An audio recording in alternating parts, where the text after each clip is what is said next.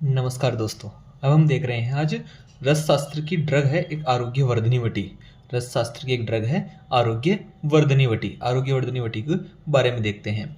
तो जो होता है रस शास्त्र का योग आरोग्य वर्धनी वटी, तो इसमें है रस गंधक लोह अभ्र शूल सम्मांसकम त्रिफला द्विगुणा प्रोक्ता त्रिगुणम च शिलाजतु चतुर्गुणम पुरम शुद्ध चित्रमूलम च तत्समम तिक्ता सर्व समाज्ञेया सर्व संचूर्ण्य यत्नतः निम्बु वृक्ष दलाम्भोभि मर्दयेत द्विनावधि तच्च वटिका कार्या राजकोल फलपमा।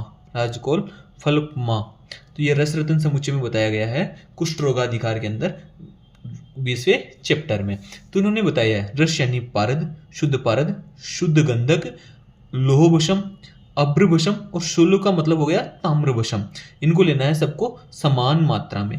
त्रिफला को लेना है 2 गुणा मात्रा में, जिसमें हरित की विभित की आम्ल की तीनों को 2 गुना लेना है। प्रोक्ता त्रिगुणांच शिलाजतु को 3 गुणा लेना है। चतुर्गुणम पुरम शुद्धम, चतुर्गुण क्या लेना है भैया? पूरम यानी गुगलू लेना है 4 गुना। और चित्रमूल, जिसे किसी किसी ने अरंड मूल भी माना है और किसी किसी ने इसको चित्रक मूल भी माना है, लेकिन हम चित्रमूल के नाम से याद करेंगे तो इसको भी 4 गुना लेना है।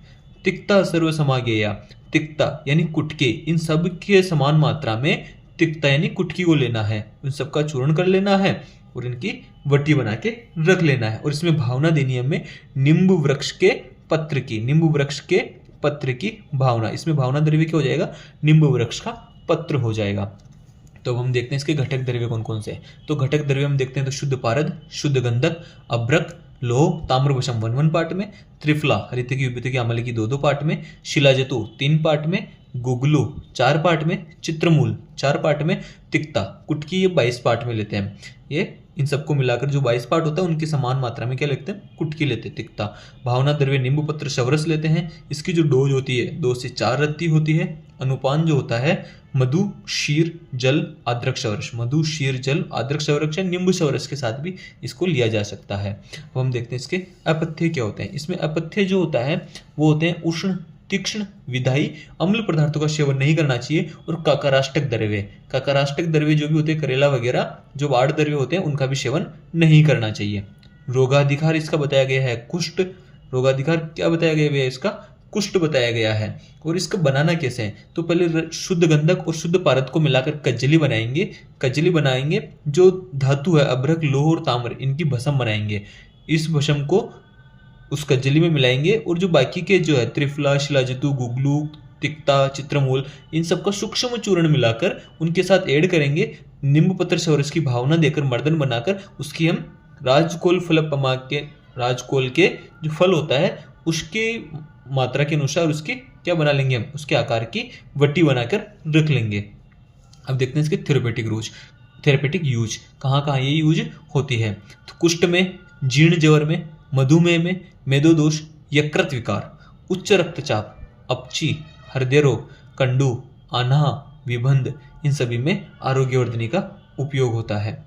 भयंकर कंडू है अगर तो आरोग्यवर्धनी वटी को महामंजिष्टादिक्वाथ के साथ देंगे। यकृत में वृद्धि हुई, अगर लीवर का साइज बढ़ गया है तो आरोग्यवर्धनी वटी पुनर्नवाष्टक्वाथ के साथ दे देंगे। मेद की वृद्धि है, अगर फेट बढ़ रहा है शरीर में तो आरोग्यवर्धनी वटी महामंजिष्टादिक्वाथ के साथ दे देंगे। कामला हो गया, अगर जॉन्डिस हुआ है तो जॉन्डिस में आरोग्यवर्धनी वटी कुटकी चूर्ण और मूली का सवरस देंगे। आरोग्यवर्धनी वटी कुटकी चूर्ण और मूली सवरस देंगे। अतिरक्त स्त्राव हो रहा है तो आरोग्यवर्धनी वटी चंद्रप्रभा वटी अमलता सिद्ध दुग्ध में दे देंगे तो अतिरिक्त स्त्राव भी रुक जाएगा।